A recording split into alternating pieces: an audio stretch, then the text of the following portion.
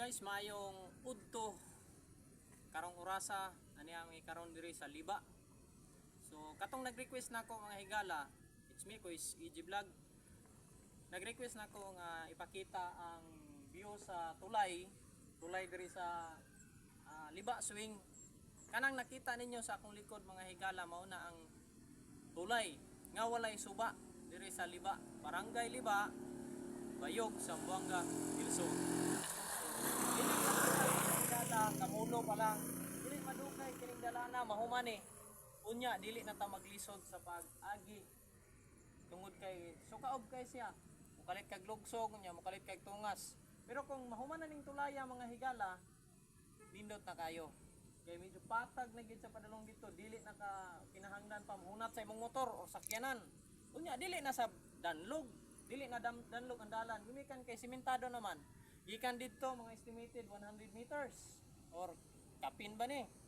Mao na lay tuwasunon sa pag-simento. So kaning niya nahuman na ang dim. So pagkahuman na maplastara na mga higala, ilan ang floringan. Pagka floring kani simentohon day ni gikan ngadto sa barangay. Sa tabok mga higala. So dili na ta maglisod, sa pag-agi. Nakita karon kamulo pa na pag ganing mga crane, no, pakita ang crane, pag ganing mga crane dire ana napaning mga bukhang din para dire mga gala para dire forma ning wana siya unya kung mahuman ni nindot kay ang view mga higala. Nindot kay ang view, makita nimo ang